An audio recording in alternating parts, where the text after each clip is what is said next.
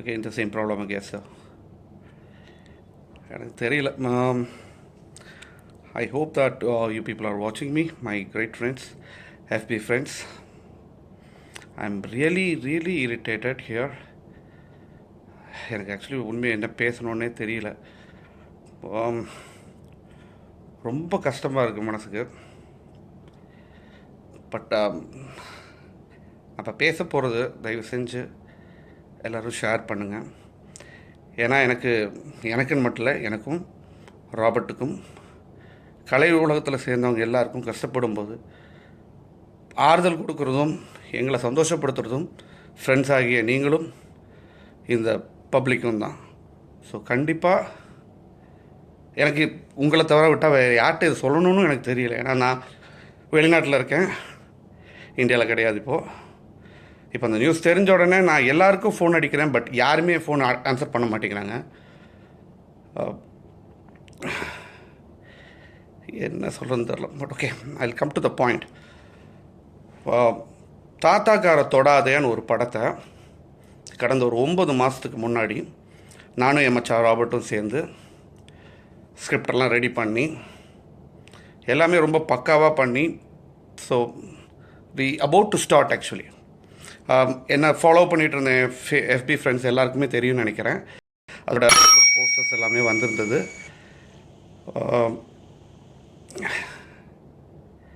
But நாங்கள் அதில் அமரீஷ்னு ஒருத்தர் தான், திரு அமரீஷ் அவர்கள் அப்போ எங்களோட நண்பராக இருந்தார். அவர் உண்மையாக சொல்ல போனால் எங்கிட்டையும் நம்ம ராபர்ட் மாஸ்டர்கிட்டையும் ஒரு க்ளோஸ் நெருக்கத்தில் ஒரு வாய்ப்பாக இருந்து தான் அந்த படத்துக்கு மியூசிக் டைரக்டர் சான்ஸ் வாங்கணும்னு சொல்லி நம்ம ஃப்ரெண்ட்லி பேஸில் தான் பண்ணு. ஸோ நோ மணி கமிட்மெண்ட்ஸ் கிடையவே கிடையாது அந்த இதில். அவர் ஃப்ரெண்ட்லியாக வந்தார். அப்புறம் அந்த படத்தையும் அவர் ப்ரொடியூஸ் பண்ணுறேன்னு உள்ளே வந்தார். பட் இப்போ என்ன நடந்திருக்குன்னா, நானும் என் மச்சான் ராபர்ட்டும் நைட்டு ஃபுல்லாக கஷ்டப்பட்டு உக்காந்து அத்தனை பாட்டு ரெடி பண்ணோம். பட் திரு அமரீஷ் அவர்கள் அதுக்கு மியூசிக் போட்டார், முழுக்க உண்மை. பட் சப்போர்ட் பண்ணது யார், டூன் கொடுத்தது யார், ரெஃபரன்ஸ் கொடுத்தது யார், லிரிக்ஸ் எழுதுனது யார்? நான் இப்போ கொஞ்ச நேரத்துக்கு 1 ஹவருக்கு முன்னாடி ஃபேஸ்புக் எஃபியில் தான் மொட்டை சிவா கெட்ட சிவான்னு சொல்லி திரு லாரன்ஸ் மாஸ்டரோட படத்தோட ட்ரெய்லர் பார்க்குறேன். எங்கள் படத்துக்கு போட்ட மியூசிக் எல்லாத்தையும் அந்த படத்துக்கு விற்றுருக்கார் அவர். எந்த விதத்தில் இது நியாயம்? கேட்குறதுக்கு யாருமே இல்லையா? அடுத்தவங்களோட அடுத்தவங்களோட ஒரு படைப்பு அது. எங்களுக்கு இந்த சினிமாவை தவிர, நடிப்பை தவிர, இந்த கலையை தவிர வேறு எதுவுமே எங்களுக்கு தெரியாது. நாங்கள் இதை நம்பி தான் பொழைச்சிட்ருக்கோம், இதை நம்பி தான் நாங்கள் வாழ்ந்துட்டுருக்கோம், எங்கள் குடும்பமே இதை நம்பி தான் இருக்குது. அப்படி இருக்கும்போது எப்படி இவ்வளோ ஒரு அல்பத்தனமான ஒரு விஷயம்? ஃப்ரெண்டாக இருந்தால திரு அமரீஷ் அவர்களே, நீங்கள் ஃப்ரெண்டு தானே. எனக்கும் ராபர்ட் மச்சானுக்கு ஃப்ரெண்டு தானே. ராபர்ட் ஒரு சமயத்தில் ஒரு தப்பு பண்ணிட்டாருன்றது கூட அந்த உண்மை வரைக்கும் உங்ககிட்ட நான் சொல்லி ஷேர் பண்ணல. ராபர்ட்டோட அவர் அவ்வளோ எப்படி சொல்கிறது, விளையாட்டுத்தனமான ஒரு கேரக்டர் அவர். பட் நான் அப்படி கிடையாது. I'm very serious. இது எங்களோட படைப்புங்க, எங்கள் பாட்டுங்க. இதுக்கு எல்லா எவிடன்ஸும் என்கிட்ட இருக்குங்க. அரஹர மகாதேவிகின்னு சொல்லி உட்காந்து நைட் உட்காந்து அந்த பாட்டு ரெடி பண்ணோம். அடுத்தது குளிக்கி தக்கத்தான்னு சொல்லி ஒரு சாங்கை ரெடி பண்ணுறோம். எல்லாத்தையும் கொண்டு போய் லாரன்ஸ் மாஸ்டருக்கு விற்று கொடுத்துரு. அப்போ நாங்கள் என்னத்தை ஆடுறது, நாங்கள் என்னத்தை பண்ணுறது? If I am not wrong, Lawrence மாஸ்டருக்கும் இந்த விஷயம் தெரியும். ஏன்னா திரு அமரீஷ் அவர்களே என்கிட்ட சொல்லியிருக்காங்க, இந்த பாட்டை ஃபுல்லாக ராபர்ட் மாஸ்டர் லாரன்ஸ் மாஸ்டர் பாட்டை ஃபுல்லாக கேட்டார், அற்புதமாக இருக்குது, சான்ஸே இல்லை, எப்படி இந்த பசங்க இப்படியெல்லாம் பிடிக்கிறானுங்க, இவ்வளோ அழகாக பண்ணியிருக்காங்களே அப்படின்னு சொன்னான்ட்டு திரு அமரீஷ் அவர்கள் என்கிட்டையும் ராபர்ட் அவர்கள்ட்டையும் சொல்லியிருக்கீங்க. சொல்லி நாங்கள் எங்கள் படம்ன்றது உடனே நினச்சோடனே நாளைக்கு டெவலப் பண்ணி உடனே பிரிண்ட் எடுக்கிறது கிடையாதுங்க. படம் எடுக்கிறது திரு அமரீஷ் அவர்களே, நீங்கள் சினிமாவுக்கு இப்போ தான் வந்திருக்கீங்க. உங்கள் அம்மா வேணால் பல வருஷமாக வந்திருக்கலாம். உங்கள் அம்மா கூடயும் நான் நடிச்சிருக்கேன். அடுத்தவங்களோட படைப்பை அல்பத்தனமாக அது நான் தான் பண்ணேன்னு சொல்லி எல்லாத்தையும் போட்டுப்பீங்களா நீங்கள்? இப்போ ஃபோன் பண்ணி கேட்டால், உங்கள் மேனேஜர்ட்டெலாம் கேட்டால் என்ன அக்ரிமெண்ட் போட்டிருக்கீங்கன்னு கேட்குறாரு. இருங்க, எல்லா எவிடன்ஸும் இப்போ அனுப்புகிறோம். ஒன்றா எஃபி ஃப்ரெண்ட்ஸ், நான் ஒரே சொல்கிறேன், இவங்க பண்ண இந்த சதி வேலையை மொத்த எவிடன்ஸையும் நான் உங்களுக்கு இப்போ அனுப்புகிறேன். அந்த பாட்டுக்கு முதுகெலும்பு உடஞ்சி நானும் ராபர்ட்டும் கஷ்டப்பட்டு ஆடி இருக்கோங்க, ரிஹர்சல் பண்ணியிருக்கோங்க. எங்களோட டைம் அப்போ பேட் டைமாக இருந்து கரெக்டாக இந்த நோட்டு பஞ்சாயத்து வர வந்துருச்சு, எங்களால் படம் பண்ண முடியாமல் இருக்குது. இப்போ நான் வெளிநாட்டு வந்திருக்கிற காரணமே அந்த படத்தை எக்ஸிக்யூட் பண்ணுறதுக்காக தான் நான் வந்திருக்கேங்க.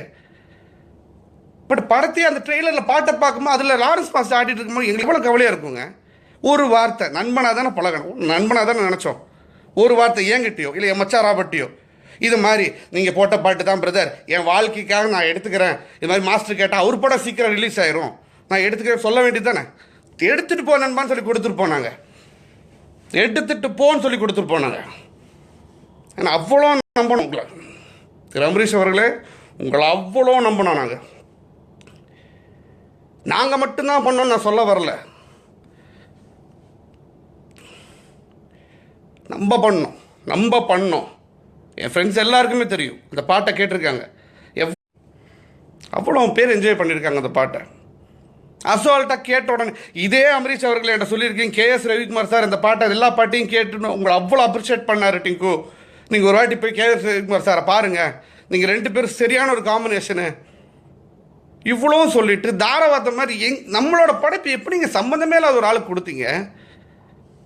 ஏன்னா உங்களுக்கு பண பிரச்சனையா? அப்படி கூட கிடையாது, எங்களை மாதிரிலாம் நீங்கள் கிடையாதுங்க brother. You born with silver spoon தான் நீங்கள் சொல்லிட்டு இருப்பீங்க எப்போவுமே. நான் கோடீஸ்வரன், எனக்கு பேக் போன் இருக்குது, நான் எங்கள் அம்மா என்ன வச்சு ஒரு படம் எடுத்தாங்க 5 கோடி ரூபா செலவு பண்ணாங்களா, நீங்கள் தான் சொல்லியிருக்கீங்க. எங்கள் அப்பா அம்மாலாம் அப்படி கிடையாதுங்க. நாங்களாம் ரொம்ப கஷ்டப்பட்ட ஃபேமிலியில் கஷ்டப்பட்டு தாங்க வந்தேன். எனக்கு 37 வயசாகுதுங்க பிரதர். 2 வயசுலேருந்து நடிக்க ஆரம்பித்தேன். 35 வருஷம் இந்த ஃபீல்டில் எனக்கு எக்ஸ்பீரியன்ஸ் இருக்குது. கமல் சார் கூட, ரஜினி சார் கூட, எல்லாரு கூடயும் நடித்தவன். இதே தான் என் மச்சான் ராபர்ட்டும். எங்களுக்கு இதை தவிர வேறு எதுவும் தெரியாதுங்க. ஆனால் சத்தியமாக நீங்கள் பண்ண இந்த திருட்டு எல்லா ஃப்ரெண்ட்ஸ் எல்லாருக்கும் நீங்கள் சொல்லுங்கள், நான் எல்லா எவிடன்ஸும் உங்களுக்கு கொடுக்குறேன். நீங்கள் பண்ணது மிகப்பெரிய திருட்டு. அடுத்தவனோட டேலண்ட்டை திருடி சொல்கிறது ஏங்க இவ்வளோ நாள் என்னங்க பண்ணிட்டு இருந்தீங்கலாம்? டைட்டிலாக திருடுறீங்க, படத்தோட ஸ்கிரிப்டை திருடுறீங்க, ஒன்று பாட்டை தான் விட்டு வச்சுருந்தீங்க, பாட்டையும் திருடுங்க. கேட்டால் இப்போ அக்ரிமெண்ட் போட்டாச்சா, பணம் கொடுத்தீங்களா? ஃப்ரெண்ட்ஷிப்புக்குள்ள என்னங்க அக்ரிமெண்ட் இருக்குது, என்னங்க பாண்டேஜ் இருக்குது? எவ்வளோங்க பணம் கொடுக்கணும் ஃப்ரெண்ட்ஷிப்புக்கு?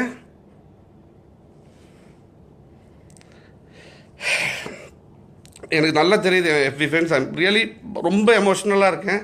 எனக்கு சத்தியமதி யார்கிட்ட ஷேர் பண்ணிக்கணுன்னே தெரியல. நான் என் மச்சான் ராபர்ட்டை ஃபோன் பண்ணி பேசினேன், அவனும் ரொம்ப ஃபீல் பண்ணுறான்.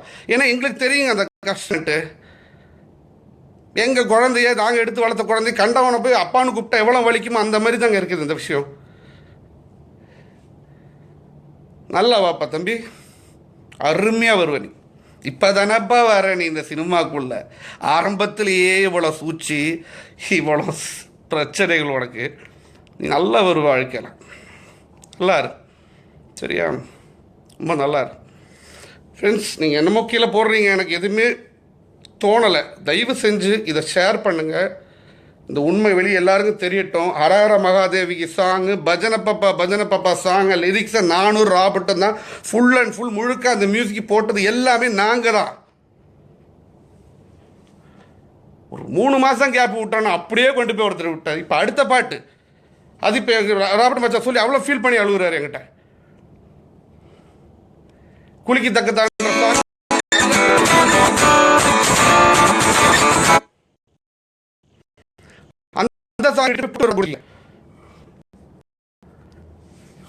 பாரத்தோட படத்துக்கு பொட்டுக்கின்ற படத்துக்கு கொடுத்துருக்கீங்களா? உங்க மேனேஜர் திரு மௌனம் ரவி அவர்கள்ட்ட சில மணி நேரத்துக்கு முன்னாடி நான் பேசின வாய்ஸ் ரெக்கார்டையும் நான் போடுறேன். அதில் அவரே ஒத்துட்டு இருக்காரு, இந்த பாட்டுக்கு நடந்த ஒரு பிரச்சனையில் நீங்கள் என்னென்ன சொல்லியிருக்கீங்கன்ட்டு. நண்பர்களை எல்லாமே நீங்கள் கேளுங்க, நீங்களே இதுக்கு ஒரு நியாயம் சொல்லுங்கள். எங்களுக்கு தெரில, இதுக்கு மேலே ஒரு படைப்புன்றது சாதாரண விஷயம் கிடையாதுங்க. அதை இவங்க எல்லாருமே அதாங்க நட்பில் இவ்வளோ கேவலமான ஒரு நட்புங்க அது. நண்பனை நம்பி ஏமாந்தவங்க நாங்கள். நானும் ராபர்ட்டும் நண்பனை நம்பி தாங்க ஏமாந்துருக்கோம். இது வரைக்கும் நிறைய விஷயத்தில் ஏமாத்திருக்காங்க எல்லோரும் எங்களை. பட் சினிமாலேயும் தயவு செஞ்சு ஷேர் பண்ணுங்க என் ஃப்ரெண்ட்ஸ். எனக்கு சத்தியமாக ரொம்ப கவலையாக இருக்குது. இப்போ ஒரு பாட்டில்னா 1000 பாட்டு வருங்க, மண்டையில் மசாலா இருக்குங்க எங்களுக்கு 2 பேருக்கும். நாங்கள் வருவோங்க. ஆனால் உண்மை எல்லாருக்கும், உலகத்தில் எல்லாருக்கும் தெரியணும் அது யாரோட படைப்பு அப்படின்னு. யார் அதில் கலந்துருக்காங்கன்றது கண்டிப்பாக தெரிஞ்சே ஆகணும். உனக்கு இல்லைன்னா வேற எங்கேயா போய் தேடி எடு, சரியா? எங்களை யூஸ் பண்ணாத, நம்பிக்கை துரோகி. ஓகே, பார்க்கலாம் ஃப்ரெண்ட்ஸ். சாரி, நான் ஏதாவது கோவமாக பேசுங்க, என்னை மன்னிச்சிருங்க. என்னால் அந்த ஆதங்கத்தை என்னால் தாங்கிக்க முடியல. நான் இது வரைக்கும் எஃபி லைவில் வந்தது கிடையாது. இது உங்ககிட்ட லைவாக சொல்லணுன்றதுக்காக வந்தேன். இவ்வளோ நேரம் பேசிட்டேன். உங்களுக்கு உங்கள் வாழ்க்கையில் எல்லாருக்கும் பல பிரச்சனைகள் இருக்குது. அதில் இது ஒரு பிரச்சனையாக நினைக்காதீங்க. இந்த உண்மையை மட்டும் நீங்கள் தெரிஞ்சுக்கோங்க, அவ்வளோதான். ஒரு 4 பேர்கிட்ட பகிர்ந்துக்கோங்க, அவ்வளோதான். வேறு எதுவும் கிடையாது. என்னோடய வேண்டுகோளே அது ஒன்று தான். சினிமாக்காரங்க எவ்வளோ கஷ்டப்படுறாங்கன்றதை நீங்கள் எல்லோரும் தெரிஞ்சுக்கோங்க. Cinema is not a joke, it's life for us. Thank you.